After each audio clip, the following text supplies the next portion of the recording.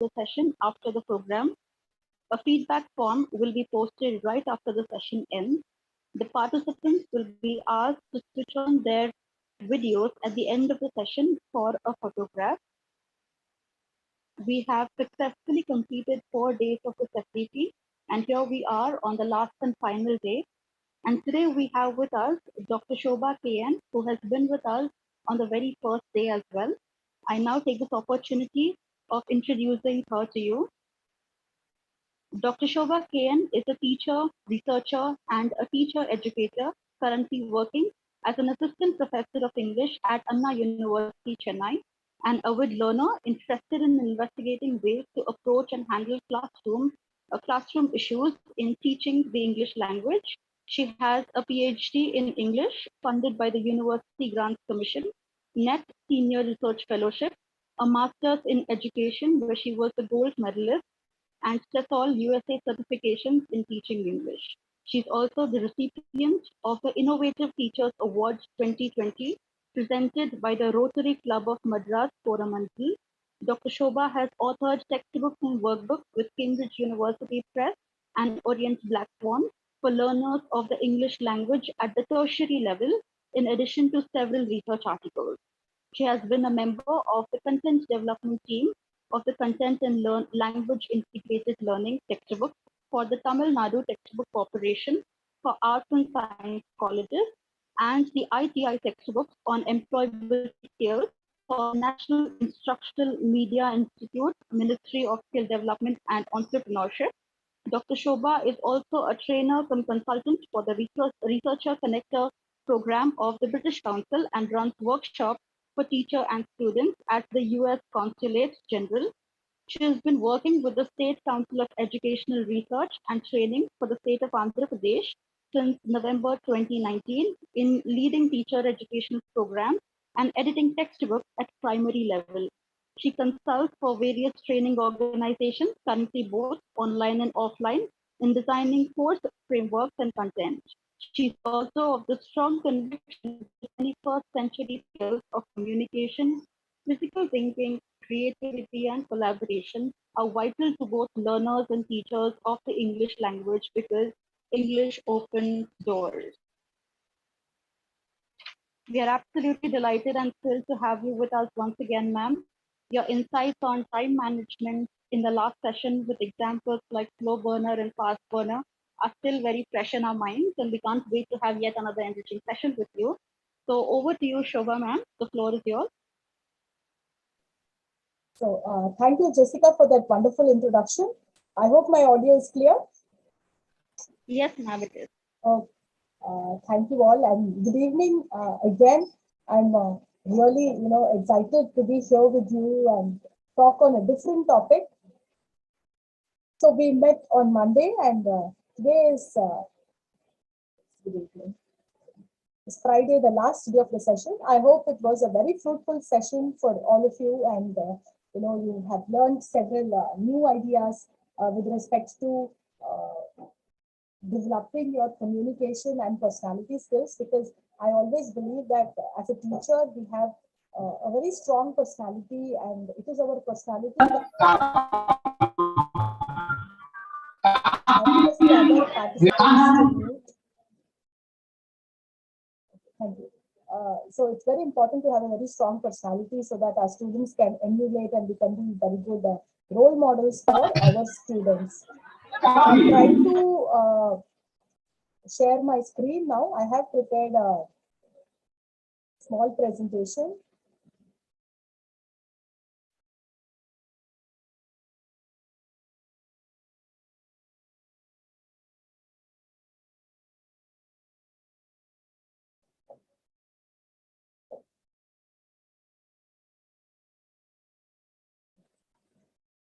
So I hope you are able to see the screen now. I'm putting it on slideshow mode. So today the topic is going to be effective communication and interpersonal skills.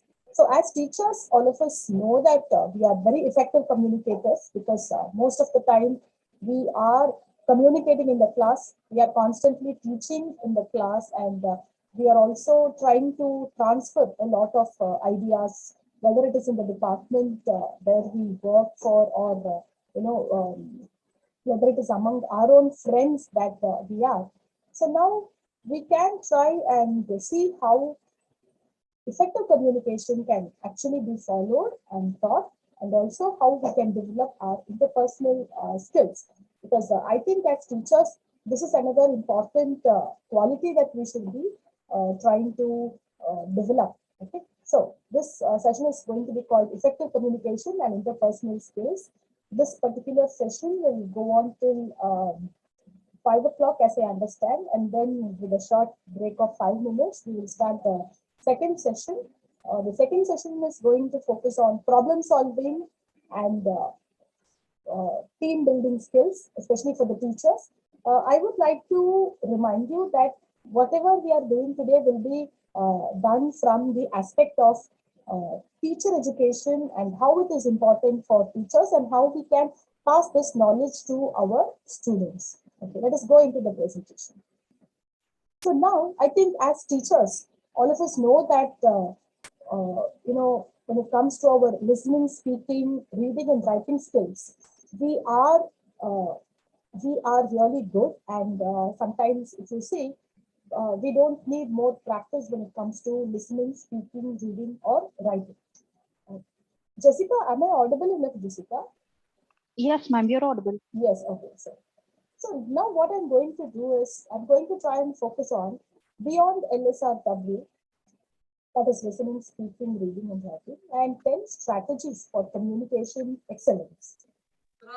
So you must be wondering what there can be beyond LSRW, because most of the times when we talk about effective communication, we are talking about listening, speaking, reading or writing. So how can we go beyond this? There are certain things that we will have to keep in mind if we want to be, kind of great communicators. So all of us know that we are good at listening, speaking, reading and writing, but how do we move from good to great? How do we become great communicators? For that, we will have to first understand what great communicators actually do. So say, for example, we have seen several communicators who are exemplary. We listen to a lot of good speeches. We follow a lot of good speakers, good communicators. So let us see what good communicators, great communicators actually do. First of all, in communication, there is this concept of a bias. Okay, closeness communication bias. What is this closeness communication bias? So most of us, when we talk to each other, say for example, I have a close friend of mine who's working in the department, and when I'm trying to greet her in the morning, and she wants to say something, because I know what she is going to say, I have a bias and I don't want to listen to her, but my mind is filled with that kind of a bias. Now, say for example, if you are talking to your child, okay, we know that we know everything about our child. So we are not ready to listen to what they are going to say. We always have these bias or we have these kind of assumptions. The closer we are towards someone, the less probable we listen to them. This is called closeness communication bias. This is because we try and imagine that we know them very well and what is there to know more about them. In this situation, communication becomes a failure. Sometimes either we are not listening very keenly or we are not able to communicate properly with them. Because as we all know, listening is one of the key aspects of communication. And psychologists say how this kind of closeness communication bias can lead to failure of communication. Okay, so most of the times what happens is we think that, okay, we know this person very well, so whatever they are going to tell us can be only this, and we will try and analyze their, whatever they are saying, we will try and think, okay, they are going to talk, their answer will be like this, so let us take some decisions for them. Okay, so that is called closeness communication bias, and we should try and lose this closeness communication bias. especially when they are communicating. This is understanding that what I know is different from what you know.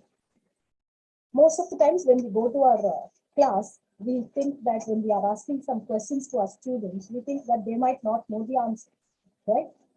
And or we might be thinking that they will not be able to understand this. So we will have to try and acknowledge the fact that what I know is different from what you know. There is something to learn from everybody. Now, say for example, take this webinar itself. This webinar is entitled, effective communication and interpersonal skills.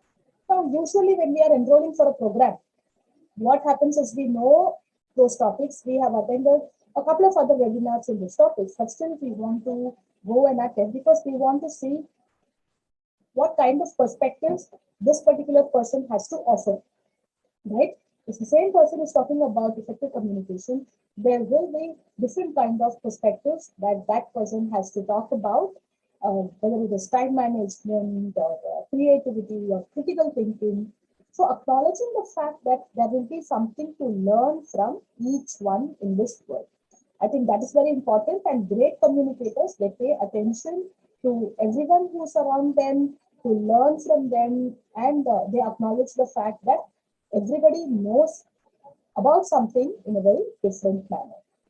The second one is obviously knowing our audience. So most of the times, the kind of things we say, you know, I see that MTD Bhavani has raised a hand. If there is a question, you can put it in the chat box, ma'am. I'm also keeping the audio isn't clear. I hope the audio is clear. I hope the audio is clear. Okay, let me just proceed. So when we are talking to a particular group of audience, it is essential for us to try and understand the audience better. So the audience can be very different when it comes to age. The audience can be very different when it comes to their learning. So we will have to acknowledge all this fact, and we will have to think about how important it is to focus on the audience background. So if we go for a classroom, like we know the language levels of the classroom, and based on that, we will try and speak. Or based on that, we will be able to try and teach that particular group. So we will have to focus more on the audience. Now, say for example, whenever we write research papers, right? I always tell my students how it is important to keep the paper, to make the papers very appealing, especially to the reviewer. Okay, so there are several tips and tricks to do this. Like, say, for example, whenever you write a research paper or you send it to a particular journal, you're reading more articles from that particular journal. Some papers written by the reviewer themselves, and then you incorporate those ideas. So these are all very essential for us to do. So knowing our audience, whether you're speaking or writing, in that case, it's very essential for us. Everything you say should be tailored precisely to your audience. Okay, so whenever we are trying to say any message, it should be particularly tailored to your audience. Now, say for example, if you're sending a message to your superior, in that case, there should be those proper, there should be some proper kind of greetings and then closing the message. So this is called effective communication. Sometimes we very carelessly share some messages and then we get into some kind of a problem or a misunderstanding later. So everything we say should be tailored precisely to the kind of audience that is listening to us. Now, say for example, now when I'm preparing for this particular session, I'm thinking, okay, so all these people who are participating, the participants are very learned, and they are also equal to the caliber of the speaker. So they are looking for certain things which they can take away from my particular session. So everything we say should be tailored precisely to our audience. The next thing I think is connecting emotionally with anybody. So of all the kind of essential parameters in communication, I very strongly believe that connecting emotionally with your audience is absolutely important, because most of the times what happens is when you do not connect emotionally, there is a lot of communication that is lost. Most importantly, say for example, I always believe that a class that laughs together learns together.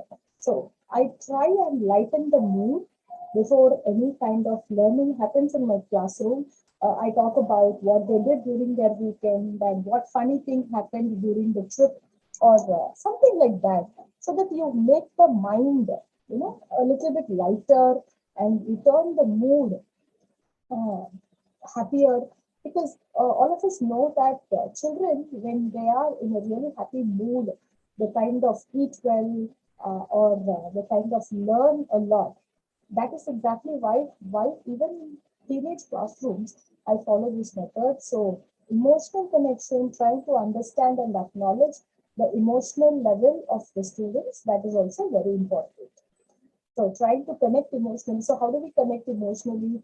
We are either smiling, we are making eye contact, we are trying to acknowledge their presence, right? Now just imagine how this person must be feeling when the other two people are talking to her, because they are looking at her, they are smiling at her.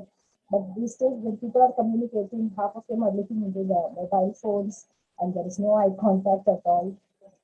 So people will forget what you said and did, but they will never forget how you made them feel.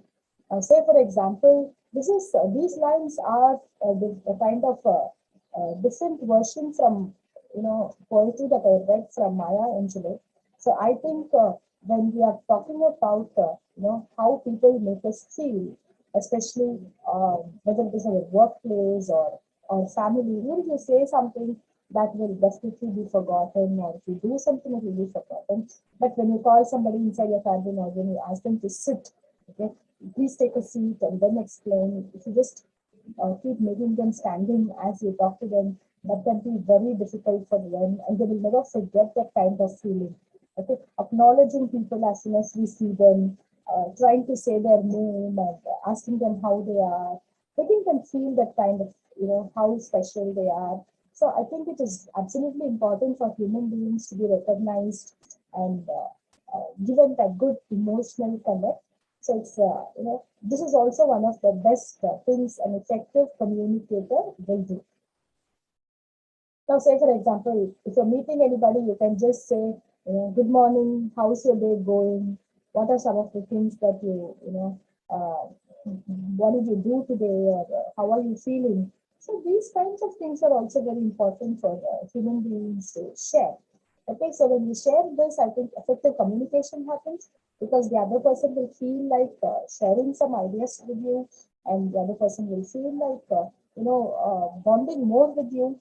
So all this is kind of connected, whether it is your interpersonal skills or your soft skills or effective communication or team building, okay, problem solving, everything is connected, and how you establish good relationships with others. These are all small tips.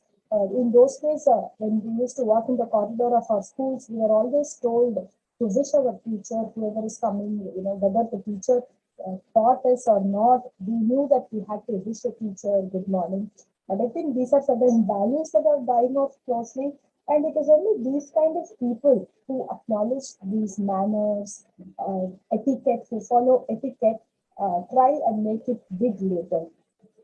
So that is again an important skill that we should know.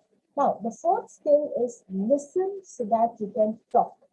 I think listening is, one of the most underrated skill. And when we say listen, it is not just about using our ears to listen, but if you see the Chinese script, okay, the kanji for listening, it has four integral parts. You know that Chinese is a very pictorial language. So it has the picture for eyes, heart, ear. Okay, this shows that all these things needs to be involved when you are listening. And always listen and then you can talk. But human beings always have the hurry to talk more uh, than they can listen. So, looking at them, making eye contact, nodding, telling things like, yes, that's interesting, oh, really? So these are all certain ways that we can acknowledge that we are listening to the other person, especially in our workplaces also. And then there is also a different thing called do not answer questions with questions. So I think these days, if you see, when we are trying to uh, communicate with others, when we are asking a question, we also get another question in return. Okay, when you really want to know something, they ask you a question. So do not answer questions with questions. It's always good to listen and answer to someone. I think you would have already had many tips on positive body language. So, body language, they say, can be a determining factor, whether for the communicator or for somebody who is listening to the communicator. I think positive body language is something that most of us should learn and also exhibit. Now, say, for example, if you are trying to avoid eye contact with someone, okay, you are thoroughly sending a signal that you're not interested in listening to someone. So you have the idiom of cold shoulder, right? When you say cold shoulder, you're really not keen about listening to that person, and how your body language is completely different to that person. Now look at the body language of these two people. So there are so many things that we can learn about body language in the way that they are speaking, what they are speaking. Okay, so body language is an important aspect of all communication. Non-verbal, so non-verbal communication are as crucial as verbal communication. So most of us think that verbal communication is an important aspect, but then it is non-verbals that do half the communication, whether it is your smile or the way that you are leaning in front when you are talking to somebody, or your eye contact or your hand movements, the way that you occupy space when you are sitting with someone, the way that you are spreading your arms. There is this very interesting TED talk by Amy Cuddy, which is a very popular TED talk, I should say. This TED talk is called "Fake It Till You Make It." So body language, how you present yourself, and she's also written a book called Presence, Amy Cuddy. She talks the importance of power poses. She talks about the importance of non-verbal. So power poses are these uh, poses which victorious people exhibit. Now, say after you win a race, or when you have won a game, you do something to show your your winning attitude, like raising your hands or expanding your space as you're sitting. So she says how non-verbals are as crucial as verbal communication. So these are the power poses that I am talking about. The next one I will, emphasize more is to practice empathy. If you are a great communicator, or if you want to be, a good communicator, I always feel that empathy is a very crucial skill. Now look at the body language of these two people. Trying to look at someone's problem from their own perspective, trying to understand what they would like to hear. Okay, so empathy is the key skill that is more important. Here, I would like to talk a little bit about shift response and support response. So, most of the time, when we are communicating with others, we are expected to give some responses, right? So there are two kinds of responses when you talk about empathy, when you talk about developing good interpersonal skills. This is called ask more questions than you speak. So sometimes you will be, giving suggestions. Don't give more suggestions, but ask more questions. So attitude is everything. The kind of attitude you have towards people. I think in one of the very recent talks, our vice chancellor was talking about how attitude towards whatever you do matters more than your talent or your qualification. How you respect that kind of an opportunity that is given to you. So I also strongly believe that even in communication, right, the way you speak, your tonal variation, the kind of body language you show when you're speaking to someone, the attitude you have towards the person will determine whether your communication is effective or not. So whether it is, talking to a person who is of a very old age or talking to a child, the kind of attitude you show towards the person can make a lot of difference in their lives. So when it comes to using language itself, when you are speaking, you have to get rid of your crutches. Say, for example, if you are going to speak with a lot of pauses, or if you are going to use a lot of well, like, you know. So some of us have this habit of using words like many times as we speak. And we also use these words like, well, of course, we can use these words, but then these words should not become highly frequent as we are speaking. In that case, we will say that our communication is not very effective. If you have carefully listened to great speakers, they will make strategic pauses. Now, what are strategic pauses? When I am making a pause, I will be trying to search for the right word, right? So I'll be trying to look for a right word which will try and substitute my silence. So we will have to keep in mind the whole idea that trying to use this kind of words like or well, these kind of things we will have to try and avoid. So it's very important that we are using these words in a very effective manner. Otherwise, it can be a little bit of a problem when we are trying to communicate. People will not be able to understand us, or there can be some kind of miscommunication. That is why we try and say why it is very important to avoid these kind of verbal crutches. Okay, so the next thing that we will try and speak is, one second.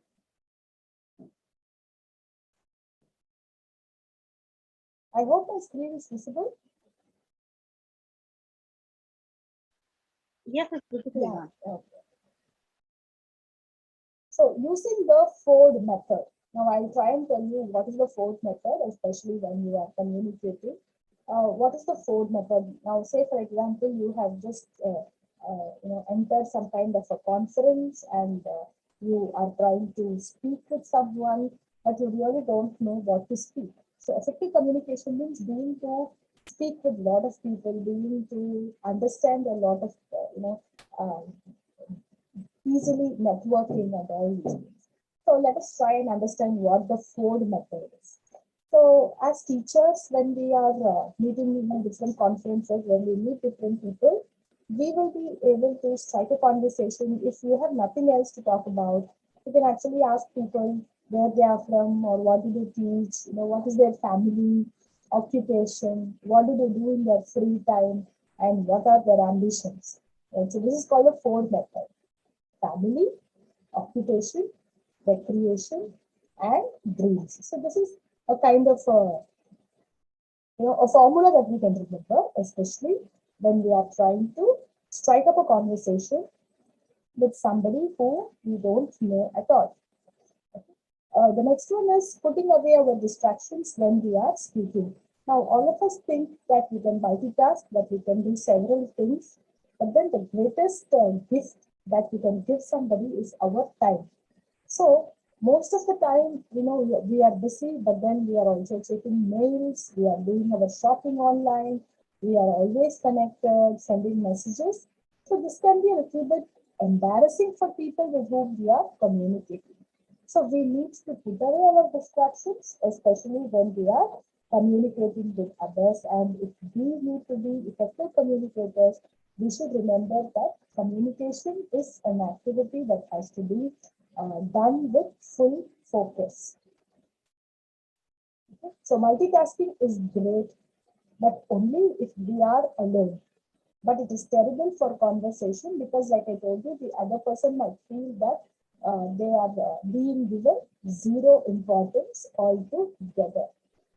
So this is about effective communication. I know that communication is a very vast field, and there are different kinds of, you know, um, tips and tricks that we will have to follow. But then these 10 tips, if you see, a lot of experts say that today communication is not just about the ability to speak accurately and fluently, but then it involves many other skills and digital skills or literacy skills.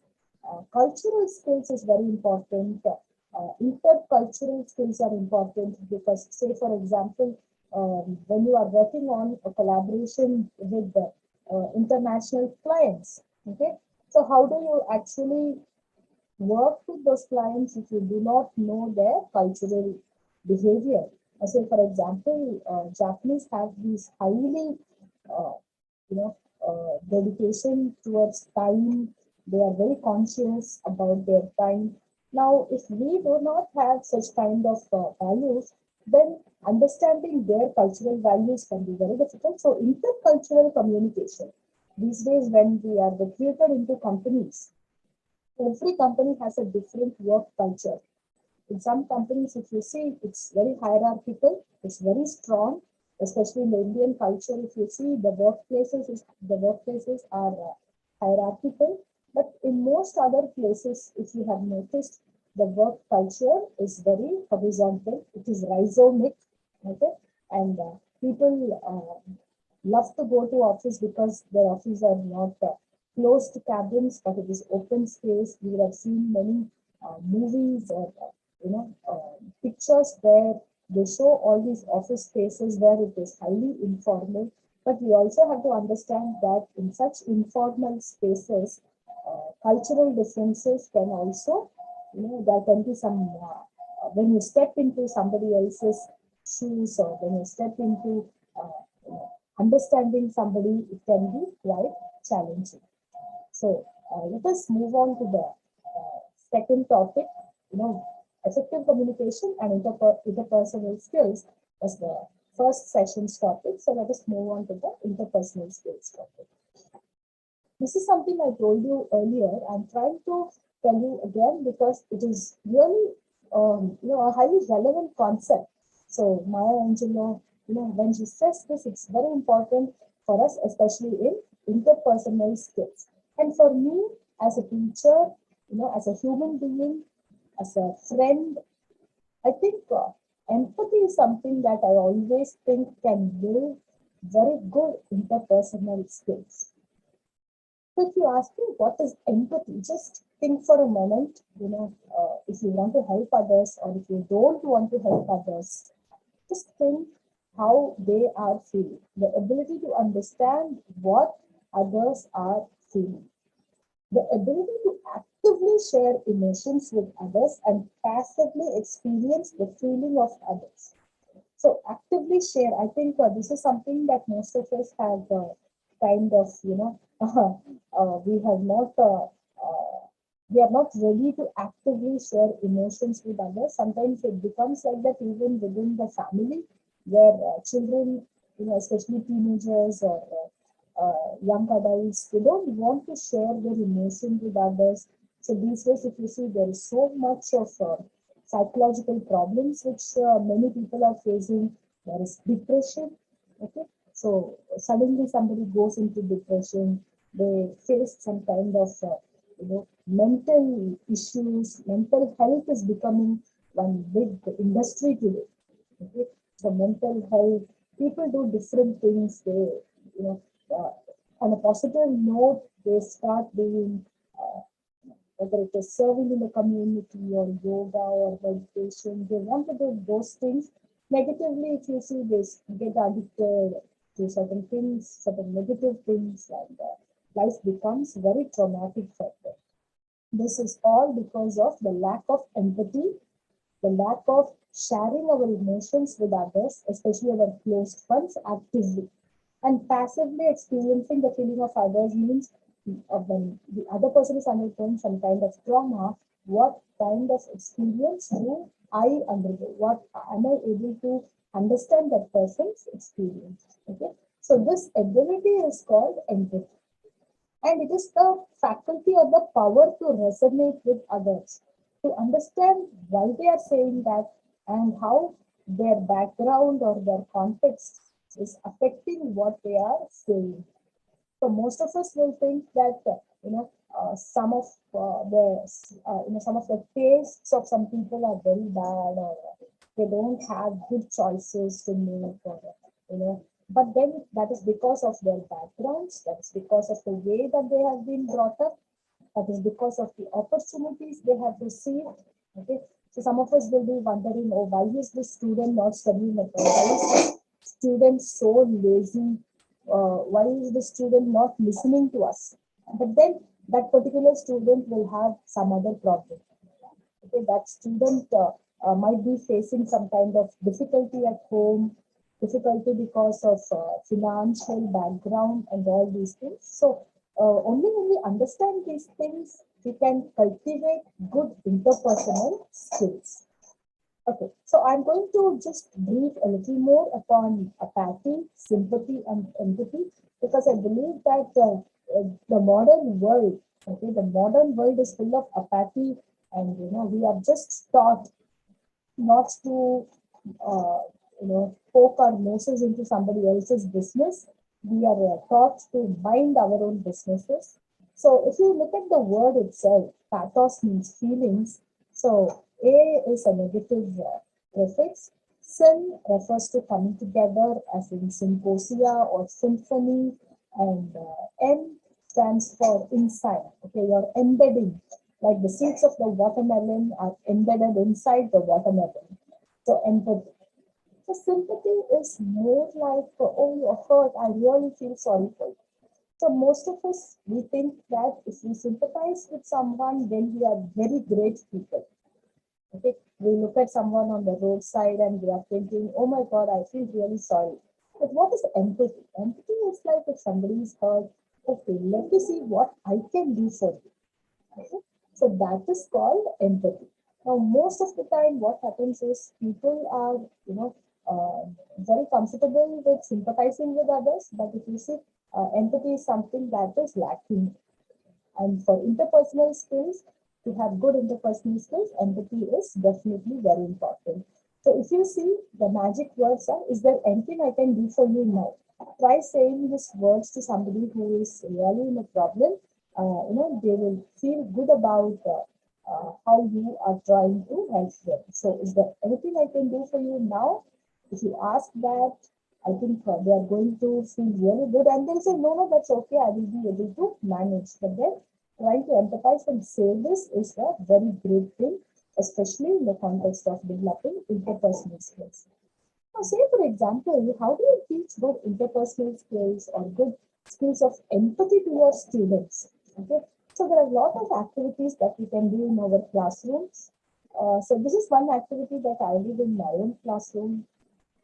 So, what I did was I tried and created this, this activity where students, we have WhatsApp group. So what I did was I posted this picture and I said, to whom will you give your seat and why that person? Now, imagine you are this person who's traveling either by train or by bus, and it's an hour's commute, and there are four different people who require. So if you see the B picture, that is just for, because some students like for the curiosity part, or they like to see something bizarre to kindle their interest in this activity. I've added B, but then you can also just put A, B, or C.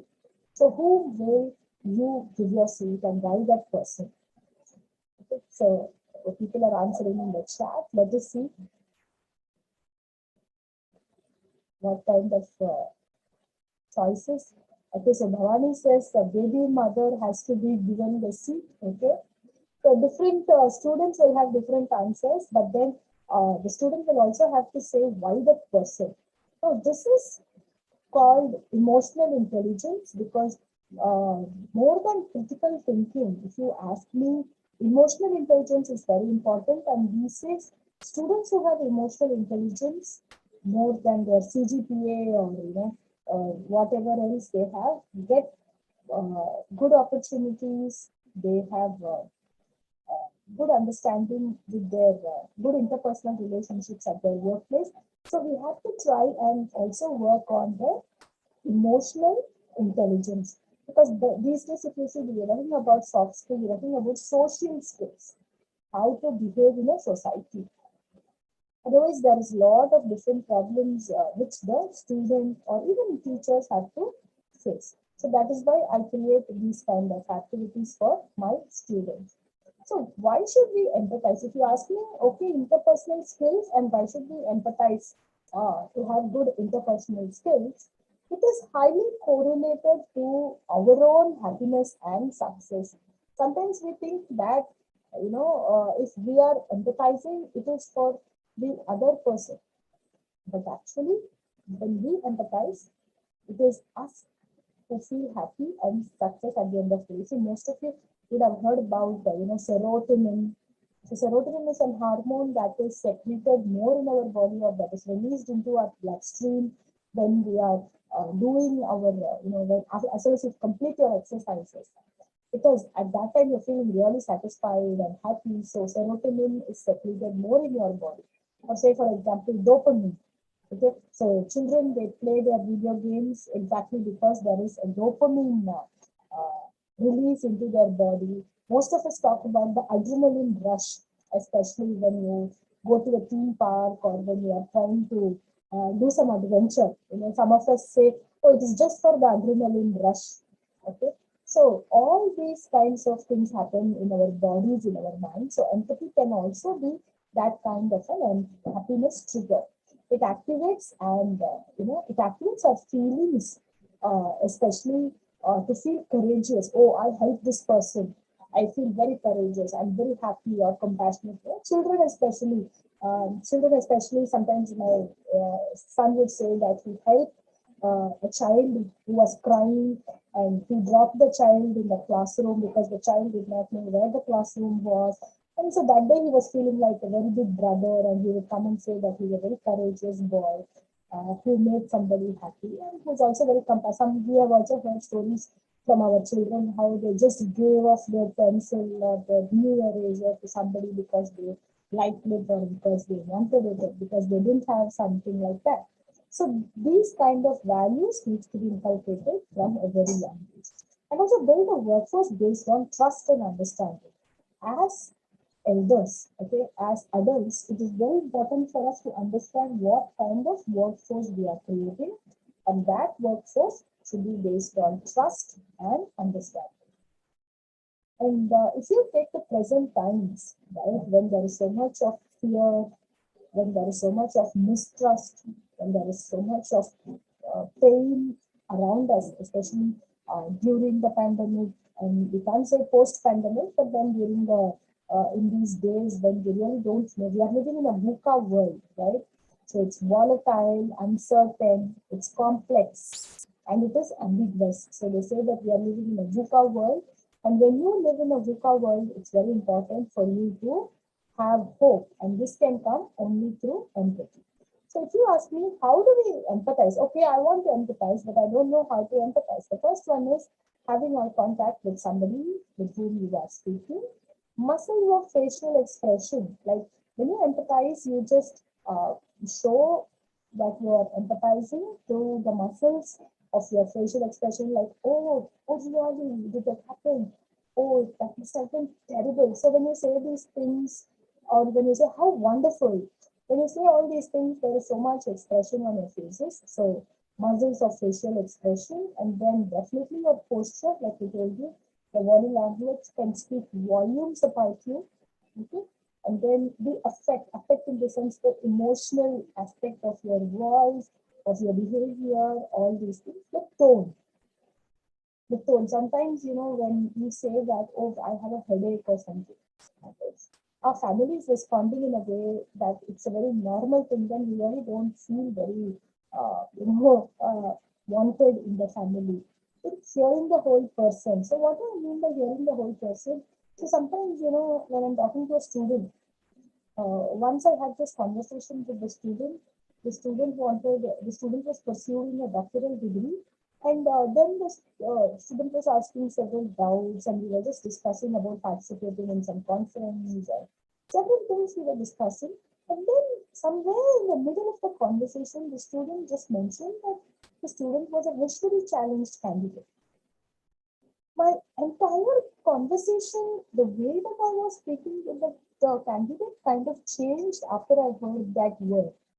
Okay, after I heard that that person was visually challenged. So this is to show how, sometimes we have all these misconceptions, or until then I didn't know. So the way that I spoke was very different. But when I understood that, the person had that kind of a challenge, but the person didn't bother telling that to me at all.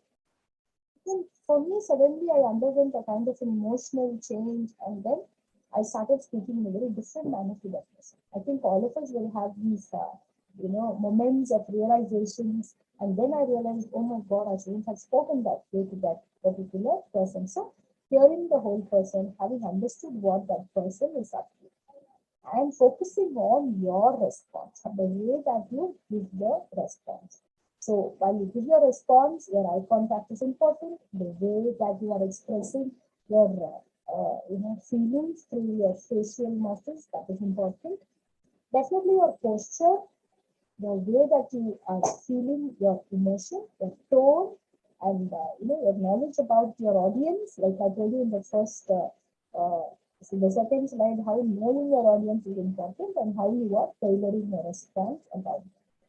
Now, if you ask me, the most important instrument in the teacher's toolbox is empathy. So if a student does not finish the homework, we try and explore more about why and what happened. So the teacher is a wonderful person who has access to these kind of, students who can actually open up to them. Being concerned about the human being than just their output. So this is another different thing in workplaces. If you see, most of the time they are more worried about, if this person does not come, then how is the day affected? So thinking about the person than the output and avoiding conversational narcissism. What is narcissism? Whenever we are trying to speak, there are some people who are trying to, uh, you know, who are trying to draw the limelight towards them. Okay, like say for example, if I tell you, oh, I have bought this new car and this car is this brand, then you start telling me, oh, that's not a very great car. I have this particular car which is much bigger and more comfortable. So, and they start talking about their car. That is, they try to hijack the conversation. Okay, so hijacking this kind of conversation is called as conversational narcissism. Now we are going to try and look at some samples for the shift response and the support response. So when we give responses, how do we give responses with a lot of empathy? Let us look at the shift response first. Now say for example, I'm telling you, okay, so I'm still in the office today, as you can see, and I tell you, oh, I had so many meetings today. I'm very tired after the meeting. So the shift response is, I'm more tired than you can imagine. Now you can tell me, and madam, you are, you're in your university and you may be tired, but imagine us. We also have had an equally tiresome day. Every day we are there listening from 4 to 6 to somebody talk on personality skills for teachers. So we are more tired than you can imagine. You are trying to hijack the conversation. Okay, you are not telling me, oh, is that so? You're not feeling, you're not empathizing with. So, what would a support response look like? Say, for example, I tell you, I'm very tired after the meeting. You're telling me, yes, that was quite a long meeting. Shall we go for a cup of coffee? Okay, so this is called the support response. The more and more we give support responses to people around us, our interpersonal skills get developed. Our interpersonal relationships can get developed. Okay, so the shift response is trying to shift the focus on you, not on the problem of the person who is talking to you, but the support response is trying to be a good friend and responding in that manner.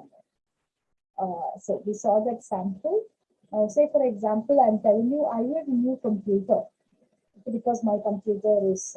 Imagine you're going to your departmental head or you're telling your friend that you need a new computer because the one on your desk is not working properly, and that person is not asking what the problem is, but that person is telling, I want mine also to be replaced. Okay. Then say for example, the support response will be more like, I need a new computer for my workstation. Okay, I will look into it for sure. How soon do you need it? So this is an example of trying to, share or trying to understand how important it is to give a support response to support the person who is next to us.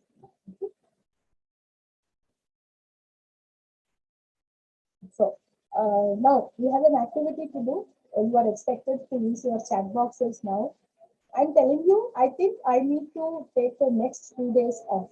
I'm telling you. Okay. So imagine today is not a Friday, but today is a Wednesday, or today is a Tuesday. And I'm telling you, I think I need to take the next 2 days off. What kind of response, will you give, which is a shift response, where you are trying to shift your own, the focus on you. Can you type it in the chat box now? Now imagine you are trying to shift the focus on you, not empathizing with me. So what kind of shift response will you give?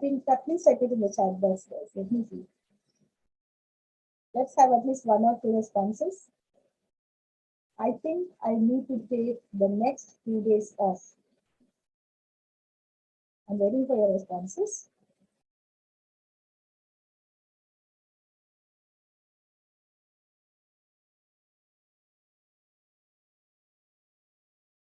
I need a break more than you.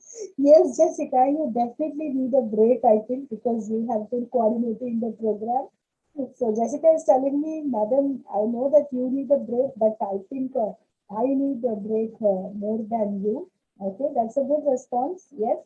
Can I have some more responses? Any more responses? Okay, I am also too tired. I'm more tired than you, and I wish to take 2 days off. So Shanta ma'am also says that they are very tired. We need to reboot. Okay. So somebody says I am also too tired. Okay. So trying to shift. This is called a shift response. Now let us see a support response. Now be a very good friend of mine, and see if both of us take off. I don't think the heads of the department they are going to give us some kind of a break. Yeah. Okay. So you better be very careful.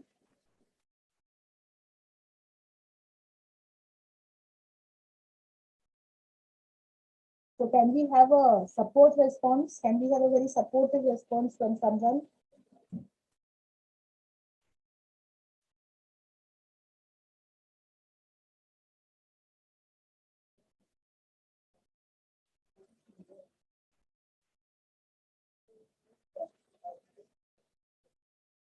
You totally deserve that break. Go ahead and relax. Thank you.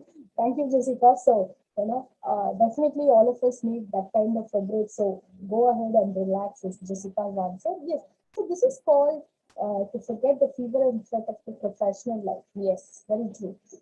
Thank you, Gopinath, sir, for that answer. So this is called a support response. The more and more we integrate support responses into our life and not give shift responses, I think we will become very good friends. We will become very good human beings, and our interpersonal skills will be developed more and more. Okay, to show this, I would like to give you an example. So when you see a tree, like, so you can see a tree on your screen now. The tree has lot of leaves, but obviously these leaves are not green in color because it's a tree that has leaves of different colors and shades that changes.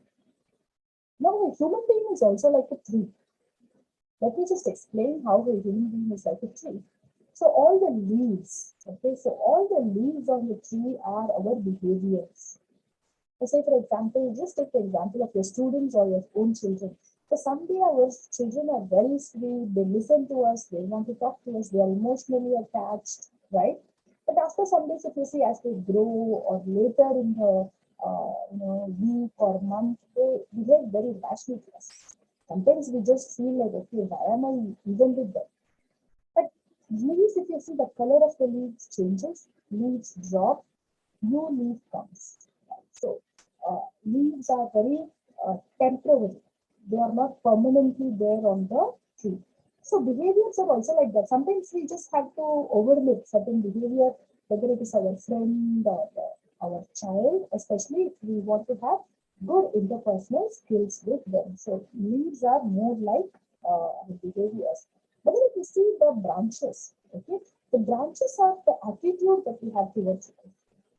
So if, in case we have a very positive attitude, our behavior also will be very positive. We have some kind of a negative attitude or an attitude of jealousy or cheating someone, then our behavior also will be like that. Now, this is coming from a huge trunk which is very strong, which is our beliefs. Now, say for example, I always believe that if we do something, it will boomerang back to us, right? Whether it is good deeds or bad deeds. If you do good some kind of a good deed, it will come back to you in multiple. But if it is a bad deed, it will come back to you. So this is belief, and most of you will have your own beliefs. Like say, for example, God will take care of me. So I always worship to God and all that. Or you believe that money is everything. If I have a lot of money, then I can do anything. So all these beliefs are coming from our values. So each of us will have some value, right? Now, for me, the value is the happiness of my family. That is very valuable for me. And another value that I have professionally is empowerment. Whether it is teachers or students, I feel that the empowerment is very important. So I kind of spread ideas of empowerment. I tell people how to do a lot of research. I tell people how to work on certain projects. So I strongly believe that this can empower teachers. And if it is a student, I tell my student how they can try and participate in different programs inside and outside their colleges, how they can go and attend some symposium and all these things. So I tell them the value of learning more, do some extra online courses or go and participate in a sport, do some kind of an internship. So I tell them all these things. Okay, so that is my value. I believe in empowering others. So based on our value, our belief system happens, and based on the beliefs, our attitudes, and based on our attitudes are our behaviors. Okay, so if we understand this, I think our interpersonal skills will be excellent with others. Okay, so you can see how as children grow up, this is the from 0 to 7 they have this imprint period, and where they understand everything and they try to copy everything, and then you have this modeling period. So modeling period is they try to look up at role models. This is the age when you start following a music, a pop group or a rock band or some sports persons. You think that they are your hero and you start following them. Then as you grow, you start socializing with others, right? Then if you see 21 to 35, they start focusing on their professions. So we need to understand all this to have better interpersonal skills with our students also. So if you are an empathetic teacher, you always ask certain questions. You don't judge them. You take a perspective that is very open. Okay. So do I believe my students are doing the very best they can? What more do I need to learn and understand about the situation? Okay. So these are all certain points which we will have to remember as teachers. So there is something called compassionate curiosity. As a language teacher, if you see, I always acknowledge, whenever there is a lot that I don't know, I tell my students, I'm not sure whether I know this, I'm sorry, I'll check and tell you. So this shows that our students also acknowledge the fact that we are human beings and they want to have good relationship with us. I ask caring questions. We have to listen and observe. We also have to imagine the student's experience. Okay, and most of the times, because we're English teachers, we are very confident with our speech, and we ask so many questions to our students. Sometimes our students will have all the answers, but they might not be able to speak very fluently in that particular language. Okay, and you also have to believe that every student wants to be known. So, in order to develop the interpersonal skills, I think knowing the names of the students are very important. Calling them by their names are very important because they also want to feel acknowledged. Okay. So the first session is over now. The first session was about interpersonal skills, effective communication. So if you have any questions, I can answer for you now. We will take a short break and we will meet after 5 minutes. I hope that is okay, Jessica. If there are any questions, they can put in the chat box now. Yes, yes. I request all the participants to please post in your questions in the chat box. We'll read them out here.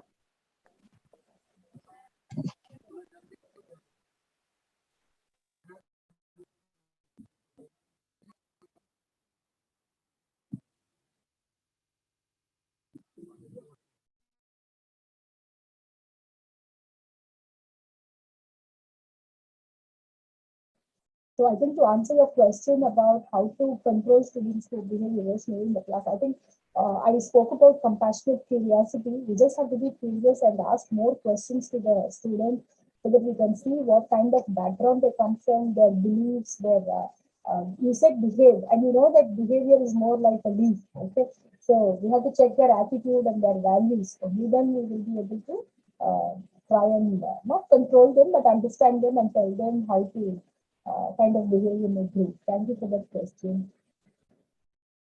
So, Jessica, I'll take a short break and I'll join after 5 minutes. Okay, Yeah, sure, I'll ma'am. be here on the Zoom meeting, but all of us can take a bio break quickly. Yes, yes. Okay, ma'am. 5 minutes break and we'll be back. Yeah.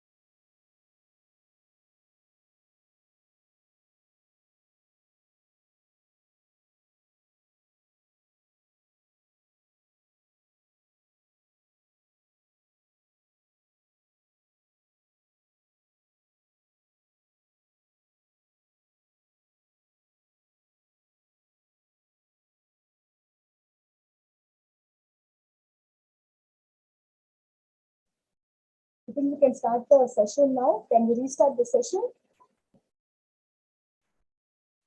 Yes, ma'am. We will start the session now.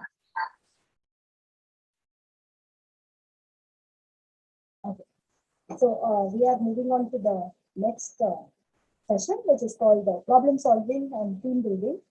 So most of us being teachers in colleges, training students, especially for interviews and other skills, we know that we have to focus more on problem solving and team building.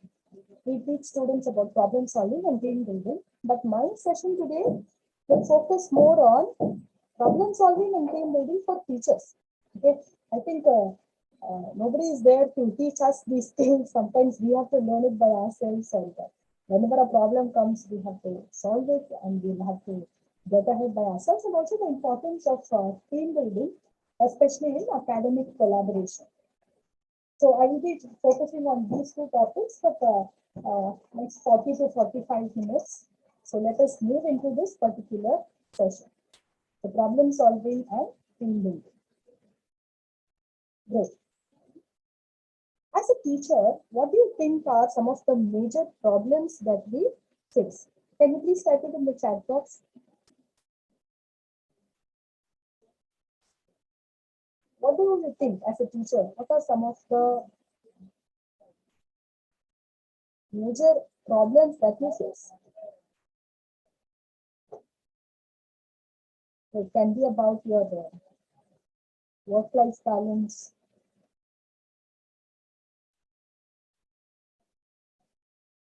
So can I have some answer? Okay. Maintaining discipline in the class is a big problem. Okay. Can we have some more problems?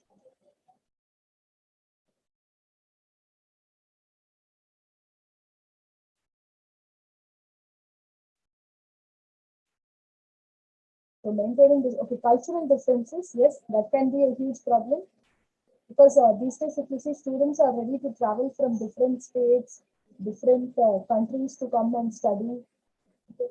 Students taking English class for granted as it's a kind of, a choice which they think, okay. So we have different perspectives, right? Different teachers face different problems, and we will have to try and solve these problems as and when we face. So what do we actually do? What do we do about the students' attitude, or what do we do about the cultural differences? So when we have these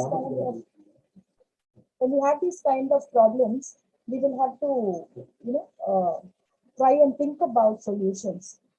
So there are different problems which we face as teachers, and thank you for those responses.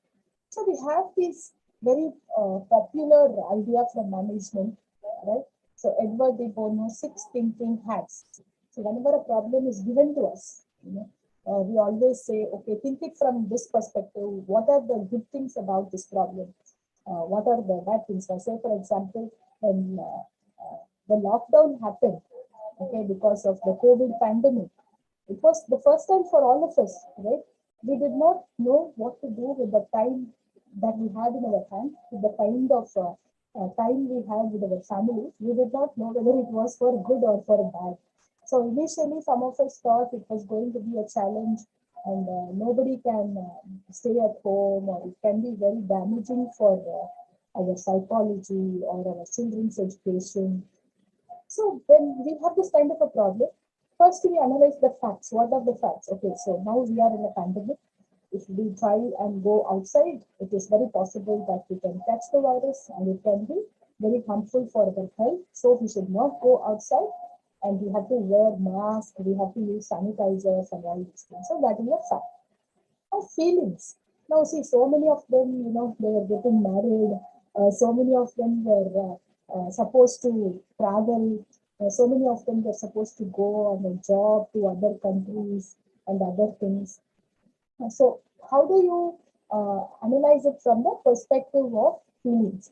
And then thinking it from the point of control. So imagine that the health ministry or the government itself, okay? So they were trying to see how to curb, how to control. So they were trying to see, okay, how can we control this problem, or how can we try and make people understand that they have to stay inside their houses. Okay? And creativity. So you know that outside the bus stops, or you have seen many policemen wearing the mask of corona or dressing up like a coronavirus and trying to catch people who were coming out during lockdown. Okay, so somewhere you can see how there is a big mask placed out of outside the hospital, and especially at traffic junctions and everywhere. People had drawn big pictures on the road saying that if you come out, there is the coronavirus. So there is a lot of creativity that was involved. And then how to take it positively. Okay, how to take that kind of time positively, how to analyze what you can do during that time, or the nature or the environment. If you see pollution levels came down, what was positive about it, and how people became closer to their families, how all working mothers got a break. Okay, how working mothers got all the break because of a kind of a break because of that kind of a long holidays we had. But then there are also a lot of negatives, right? Many people lost their jobs. We know how the migrants were suffering a lot. Okay, so migrants who couldn't travel back to their places, we heard how they walked thousands of kilometers, how they were able to sleep in small shelters with no food, and how so many people died. A lot of our favorite actors, leaders, sports people, okay, all these people had different problems. Uh, so many people died, and they were not able to meet them. We were not able to go and meet our own parents because of some people. We had deliveries scheduled in hospitals. So many things, so many negatives also happened. Many people's business fell. Okay, so now just think, what we just did now was we analyzed a problem from all these six perspectives. So sometimes when I'm teaching students to write an essay, I tell them to wear the white hat, the red hat, or the blue hat, or different hats they have to wear, and they have to speak from that point of view.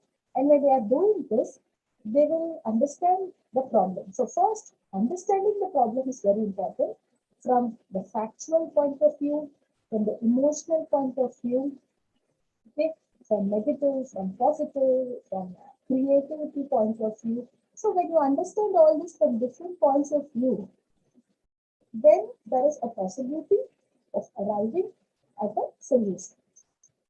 So same thing can happen. Now, say for example, discipline. Okay, indiscipline among students is a problem. So what is the fact? The fact is, at the given age group, the child should behave in a particular way, and if they don't behave, then it can lead to some other problem. So what kind of feelings? Why is the child trying to misbehave in the class? To draw attention? Maybe the child is not receiving enough attention, the psychology is affected. Okay? So control. So how can we control this kind of an indiscipline? What are the measures we can take? Okay, what are the creative measures we can take to control indiscipline? So many times, teachers say that if you enter a class and if there is so much noise in the class, they do this or they do that. Okay, so what are the positive outcomes of this? And what are the negative outcomes? So if we try and analyze this, then we understand the problem itself. So this is an interesting book. This is an interesting book which talks about problem solving for teaching and learning. Okay. So in this book, if you see, there are a lot of essays which talk about how in teaching and learning there are so many problems. Because if you see in every company, in any factory or in any company, there will be a separate, unit for R&D. So what will R&D do? They will do research and development. So in that particular branch, if you see in research and development, there will be people who are looking into various aspects of that particular company. Okay? But then for a school or for a classroom, there is no separate R&D. We are the researchers. We have to find solutions for our own problems, right? Maximum you can discuss it in your staff room or you can take it to your higher office. But there is no separate department which is called the problem solving department or a troubleshooting department. So this is an excellent book. I strongly recommend that you read this book. It's called Problem Solving for Teaching and Learning. Now, I'm a teacher. I teach the English language. For me, when it comes to problem solving, I follow this method called action research. I'm sure many of you would have heard about action research. Excuse me. So action research is a kind of it's a kind of a process where you find solutions for your own classroom problems. Now, say for example, there are excellent questions here, indiscipline among the students. Now, this can also be taken as an important problem, okay? And we can conduct an action research. So, what are the various instances of indiscipline? So, indiscipline is a very general term, right? So, I hope Mr. Raju will agree with me, because when you say indiscipline, it can either be not listening to you, or not completing the homework, or talking unwantedly in the classroom in spite of warnings, being very distracted or distracting other students. So we have to analyze the problem. And then we have to do some kind of a research and action research on it, and we can work on it. So say for example, being an English teacher, I always wonder why my students are able to write well, they are able to listen, but they are not able to speak well. Now, speaking skill is, one skill that is very important for students, and they want to speak. So we have to try and understand what can be done to solve this problem. That is where action research comes into play. Now, say for example, when Jessica writes, students are taking English classes for granted. Okay, so they take English for granted and they think that the teacher is very friendly. You can just write something and pass. So when these kind of things happen, then it becomes a problem for the teacher also. So how can we make them understand that English is very important for them? Okay, we can tell them how there are different opportunities for people to speak English well, especially whether it is science, technology, or arts, or science. So we can try and focus more on these kind of areas, and then we do an action research and tell our students. So here is the action research cycle. The first thing that we do is we try to identify the problem and we envision success. So I am thinking, today my class is making so much of noise. So what do I do so that my class becomes quiet and listens to me? So I'm envisioning that success. Okay. And then the next thing that I'm doing is I'm developing a plan of action. I'm telling myself, okay, so what do I do now? I will develop a plan of action. I said I will do this and then I will do that. Then I collect the data. I collect the data in the sense I find out more about the student, why the student is behaving that way, who are all there in the family, what is the academic performance of the students. Okay, so I collect a lot of data. And then I analyze data and I form conclusions. Okay, so these three boys or these three girls in the classroom who are creating all these distractions, they have these kinds of backgrounds. And I think we should talk to their parents, or we should look into their academic performances. So I kind of analyze the data and I form conclusions. Then I adjust my theory or my beliefs, and then I begin again. Then I report the results. Again, if that does not happen, I have to identify what is the problem. So it is like a cycle. So this is called the action research cycle. Now this can be very useful for English teachers who are trying to teach either grammar. Okay. Now say for example, if you identify a problem in your classroom, like students are absent, they are frequently absent. So you decide to do an action research, and then you try to collect data about it. How many students are absent over how many days? Are they absent for examinations? Are they present for their assessments? Okay, then asking some students the why question. Why were you absent? I did not like the class. Why did you not like the class? I did not understand what he spoke. Now, this really happened. One student would be present for the previous class, but for my class, he would not be there. So I started asking the why questions. Okay, so why didn't you not come yesterday and the day before? Because I had something else important to do in my room. So okay, why don't you think that English class is also important? Then I understood that he does not understand. He was not very comfortable with speaking in English, and the students made fun of him or something like that happened. And so lot of why question we can probe, and then we can try and find out a solution for our problem. And all this can be documented even as a research paper. So I think that is also very important. So this is called the problem solving cycle in action research. So first you plan, and then you do, and then you check, and then you act.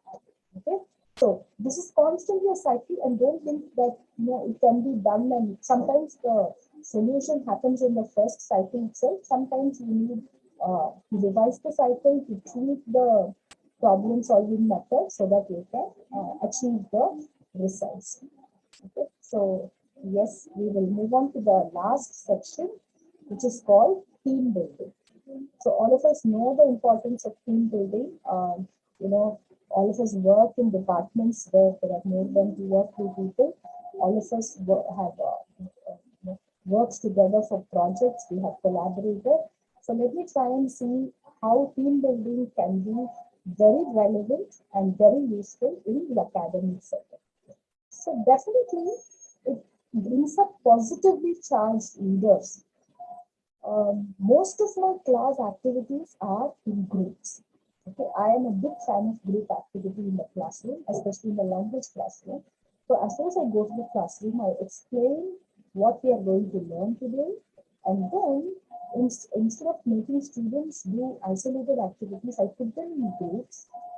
I ask them to take up definite roles, and then the students would do either it is a writing activity where they are writing an essay, or they are writing some kind of report where they are doing a survey, collecting information, interviewing somebody, and then they are reporting. So it creates among the group positively charged leaders because they know that they have someone to ask and to do. It also increases employee retention. Now, say for example, if we work as a team, okay, we know that because my friend is here, I would also like to work. So retention, and then a lot of problem solving skills can also be developed, and motivation levels are very high, and it helps improve creativity and productivity. It also improves lot of internal communication.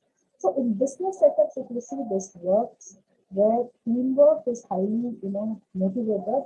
And if this was a face-to-face session, we could have done some activities to show the importance of teamwork. Because this is an online session, I will only be able to talk about certain things like team building for teachers. Now, can you tell me some occasion where teachers had to work as a team? Is there any occasion when you had to work as a team? Now, say for example, when you are planning as a lesson, when you're planning a lesson for a class, usually it's an isolated activity. So you are sitting and planning your lesson. Okay, or when you are teaching, also it's a very isolated activity. When you're correcting the papers, the students' answer scripts, that is also an isolated activity. But can you tell me some occasions or some events where teachers work as a team? Can you please put it in the chat box? When do you work as a team? Do you work as a team, or do you never work as a team?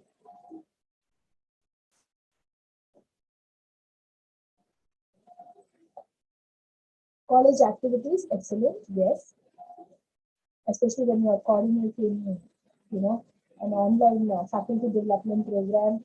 You have to work as a team. Somebody has to take care of the registrations, conferences. You ever thought about, National Day celebrations? Yes, during the Independence Day or Republic Day, somebody has to take care of the coordination on the stage, inviting the chief guests, hospitality team. registration team or something like that. We will have prize distribution team. Okay. So these are all certain activities where teachers work as a team. Yes, thank you for your responses. But if you ask me why it is important, okay, it is important for us to approach the potential collaborators with more confidence and to understand when and where collaboration will be most useful and beneficial. Just think about this. Potential collaborators. Now, say for example, there is somebody in your department who publishes research papers very frequently or regularly. So you know that this person publishes good research papers in good journals. So you feel the need to collaborate with that particular person. Okay. To understand when and where collaboration may be most useful and beneficial. So it is also important for teachers to understand unnecessarily, we don't have to collaborate with anybody. Unnecessarily, we don't have to, not at all times or in all places. So now say, for example, if I'm a university professor, I will look forward to collaborating with another university professor, or sometimes if it's a school level project, I will try and collaborate with the principal of the school or a few teachers as a group. Okay, so what is the usefulness of that particular collaboration? We should be able to understand.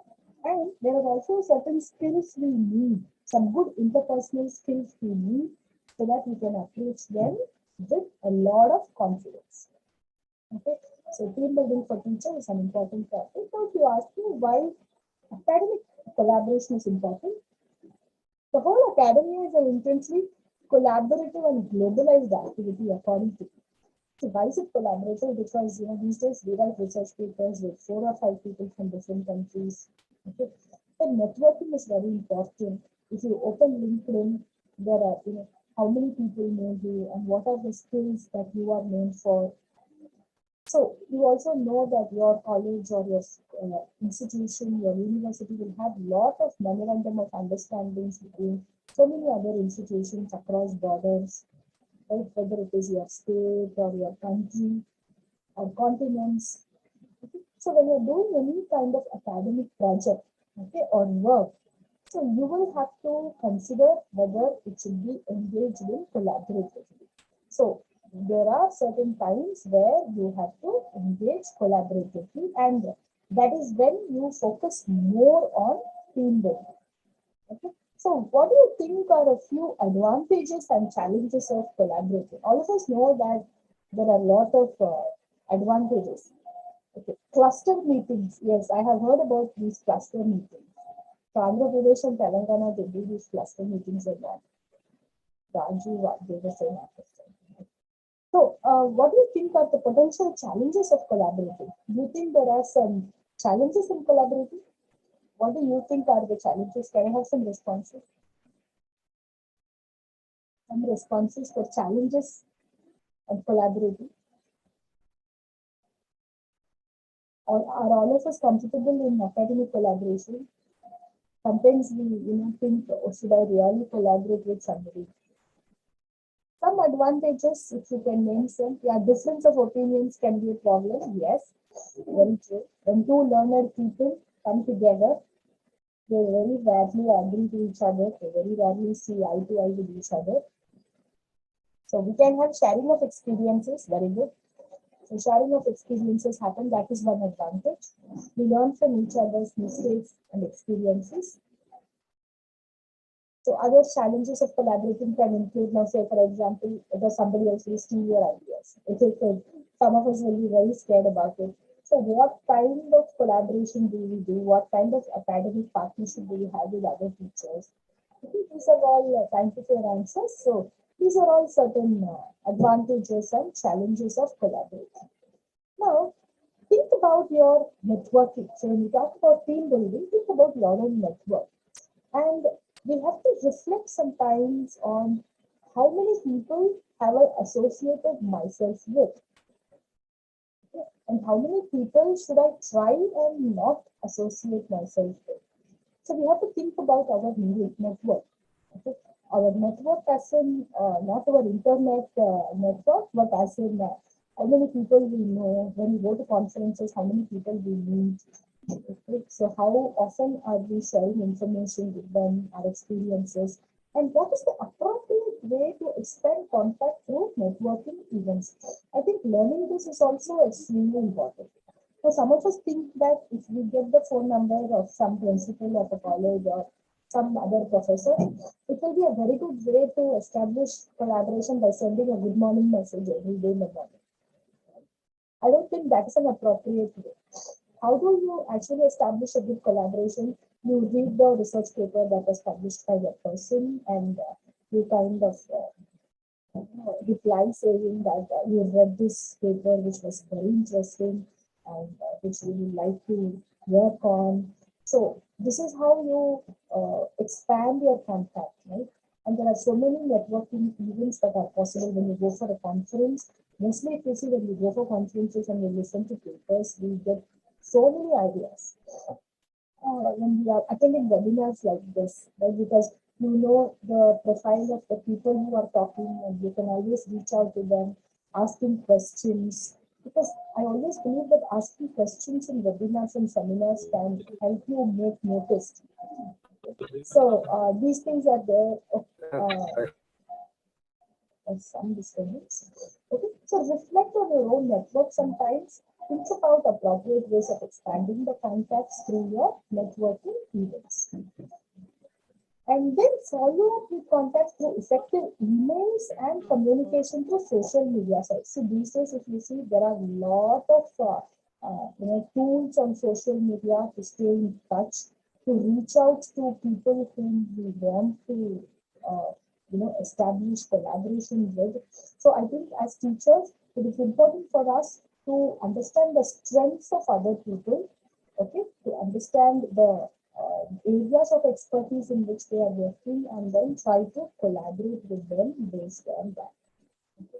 So this is how you can follow up with contacts through effective emails, like I told you, sending them an email, asking them a query, and building up further. Because these days, if you see Facebook and so many other sites have come up where you can share a lot of information, but then LinkedIn, they say, is a very professional space where you can share your expertise, show that you are a professional.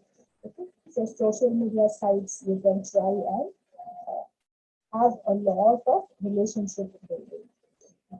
So I think it is very important to understand which of your academic activities most readily lend themselves to collaboration. See, for me, if you ask me, Madam, do you really collaborate with others, and when do you collaborate with others? I will say that I have collaborated when I'm writing a research paper or when I'm doing a project. Okay, so when I write a project proposal, I say that this person will be collaborating with me, and we are planning to do this kind of a project. So when writing a research proposal, writing a research paper, also we have to recognize how, when, and where to approach potential collaborators and communicate with them. See, it is not like, you simply meet a person in a conference and you tell them at once, oh, I want to collaborate with you, I want to write a research paper. That doesn't happen that way.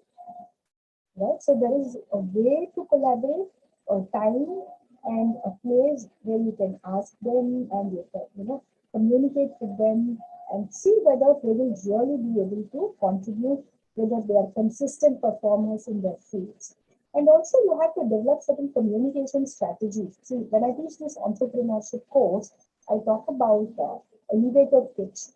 I tell my students, imagine you have been, working on planning to, do this startup, and this startup is all about, say, for example, electric vehicles, drone, or some other project like that. And when you are visiting someone or inside the elevator, you meet somebody, and that person is a very leading, an expert in that field. So what now? What will you imagine you enter an elevator or a lift where Ratan Tata sir is there? Okay, if Ratan Tata sir is inside, what will you talk with him? So you know that he can invest in you. Okay, so I asked them, what will you say? So communication strategies. At that time, if you're not able to say anything, then you have lost a very good opportunity. So developing very strong communication strategies for establishing and maintaining successful collaborations. Now, I will share a very small example. When I visited IFLU, I was, I was participating in a workshop for teachers where I was talking about action research. When I was talking about action research, in the audience, I did not know that there were people from the State Council for Education Research and Training of Andhra Pradesh. So they saw me talk on action research and teacher training and all that. And then they asked me if I could collaborate with them for a different project in Andhra Pradesh. Okay? So how you develop communication strategies, how you look at opportunities is very important for building your team building skills and be able to approach potential collaborations with more confidence. So some people will feel very bad about, they will say, oh my God, how do I go and ask that person? Why will that person collaborate with me? I have not done anything. But sometimes people are ready to collaborate given that the other person is able to confidently speak, confidently communicate with collaborators effectively. So I think for teachers, it is important to be ready to collaborate academically and be ready to approach people, potential collaborators. So team building is all about this, and any college which has a department which is very strong, which works as a team always, who are constantly looking to reach out to other people and work, they can also be highly successful. So these are all some of my thoughts on team building. These are all some of my observations on team building, and it can be highly helpful on establishing this kind of relationships, having a very digital profile that is very strong. So if you can try and do all that, I think people will be able to reach you very easily in case they want to collaborate with you. So I think we have come to the almost the end of the session now. So now I think you have attended 5 days of session, starting from the first day of session till now. Can you tell me, can each of you type one key takeaway from the session? So you attended 5 days of sessions. So let us see what are some of the things that you remember. Okay, so starting from my session, and then we had sessions on creativity, leadership, different topics were analyzed. Can you type your answer in the chat box about what are the key takeaways for you from the different sessions of the 5 days? So Jessica ma'am, I think I am trying to step into your role of gathering some feedback and analysis, which you can probably use even in your report when you write for the program itself. So let us see what are the key takeaways from the sessions. What do you remember very well from the sessions? Type your answer in the chat box.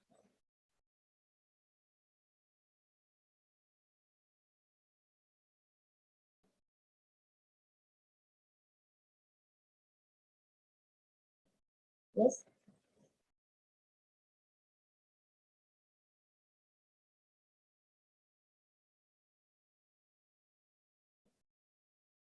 Emphatic communication and problem solving skills. Okay, do you mean empathetic communication, Madam? Okay. Empathetic communication.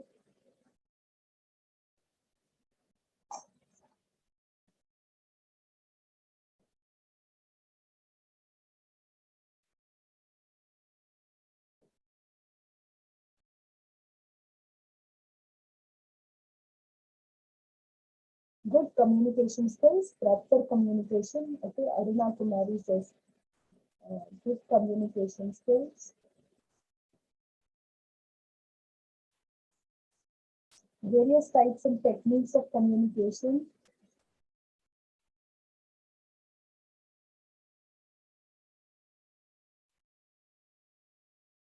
Non-verbal communication is as important as verbal communication.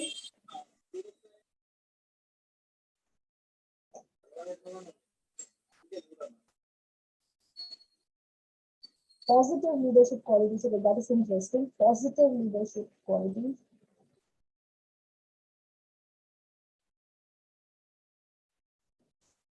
types of communication, problem solving skills, okay.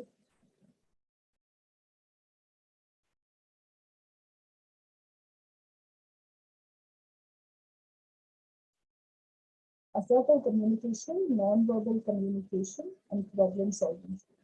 Okay, so Dr. M. Vanishri says, 6 thinking hats in classroom. Yes, ma'am, that's very useful for a lot of activities, whether you're using critical thinking activities or creativity, writing essays, writing a letter.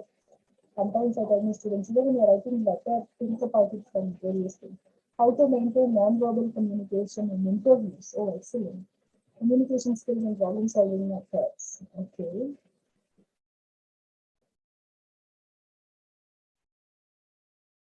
Maintaining non-verbal communication in interviews is one of the key areas which we will have to work on.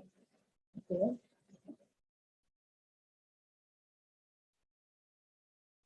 Any other interesting thoughts that you learned during the 5-day sessions? Anything on leadership? So maybe you can use the support response and the shift response techniques hereafter. Whenever you want to speak with others, you can see the kind of changes. Yes, team collaboration is something that we learned today. Any other key takeaway sessions? Each one of you can just enter a couple of words so that we can know. The organizers also will be able to know.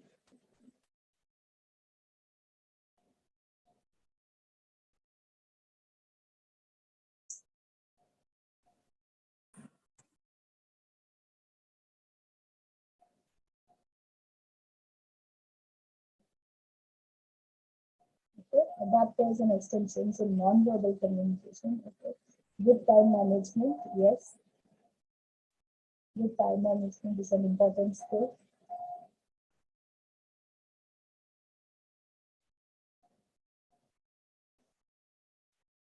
So I should say thank you. I have completed my session, and I'm really glad that I got this opportunity to be a part of this group. Thank you for patiently listening. And if you have any questions now, I think you can ask. I will be very glad to answer. If there are any questions, you can ask me now. Thank you so much, ma'am, for yet another informative and enlightening session. Okay, it's a delight to listen to you. I now invite my fellow coordinator, Ms. R. Srilata, to take on the second session, the question and answers and vote of thanks. Over to you, ma'am.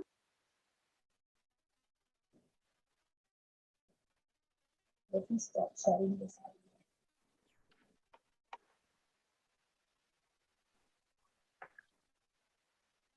Thank you, Jessica.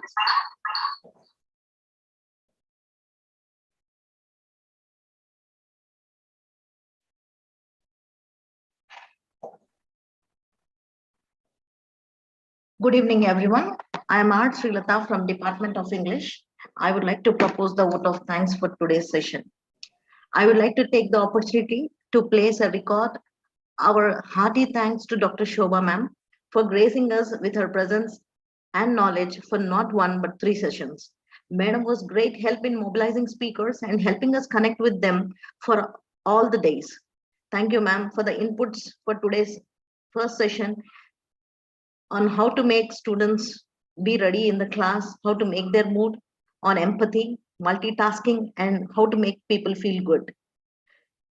And in the next session, we got to know about 6 thinking hats, action research cycle, team building, and tips on how to be a potential collaboration.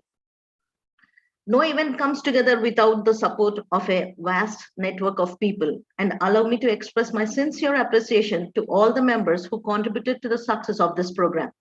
Dr. K. Gautami Madam, Correspondent, AV Educational Society, Dr. C.H. Rajalingam, Principal Sir, AV College of Arts, Science and Commerce, Dr. M. Bhagavanta Reddy, Director, AVPG Center, Dr. P. Padma Ma'am, Vice Principal, IQAC Coordinator and Head Department of English, Ms. M. Vidyalata Madam.